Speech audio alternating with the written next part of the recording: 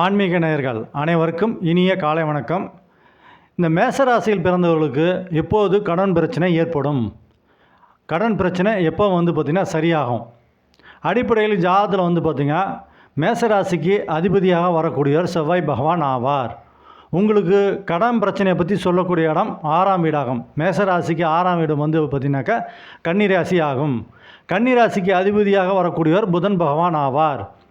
மேசராசியின் அதிபதி செவ்வாய் பகவானும் 6ஆம் வீட்டு அதிபதியாக வரக்கூடிய புதன் பகவானும் பார்த்திங்கன்னா பகைப்பற்ற கிரகங்கள் ஆகும்.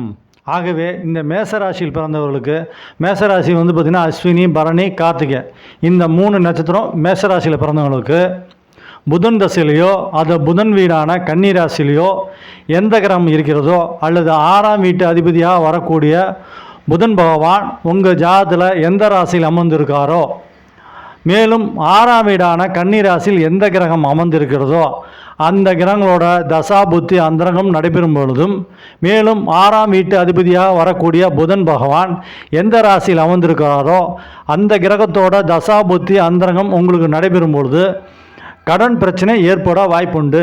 சரி, எப்போ உங்களுக்கு பார்த்திங்கன்னா கடன் பிரச்சனை தீரும் அப்படின்னாக்கா, உங்கள் ராசி அதிபதியாக வரக்கூடிய செவ்வாய் பகவான் தசையிலும், மேலும் 4க்கும் 5க்கும் அதிபதியாக வரக்கூடிய கிரகங்கள் சூரியனும் சந்திரனும் ஆகும்.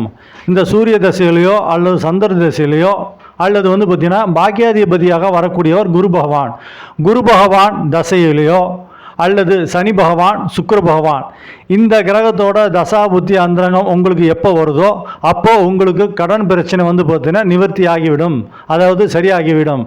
பொதுவாக ஜாதகத்தில் 6ஆம் வீடும் 6ஆம் வீட்டு அதிபதியாக எந்த கிரகம் வருகிறதோ அந்த கிரகம் பார்த்திங்கன்னா உங்களுக்கு கடன் சம்பந்தப்பட்ட பிரச்சனையை ஏற்படுத்தும். கடன் எப்போ உங்களுக்கு சரியாகனாக திரிகோணாதிபதியாக வரக்கூடிய கிரகங்கள் லக்னாதிபதி, 5ஆம் வீட்டு அதிபதி, 9ஆம் வீட்டு அதிபதி இந்த கிரகங்களோட தசாபுத்தி அந்தரங்கம் உங்களுக்கு எப்போ வருதோ அப்போது உங்களுக்கு கடன் பிரச்சனை பார்த்திங்கன்னா சரியாகிவிடும். நன்றி.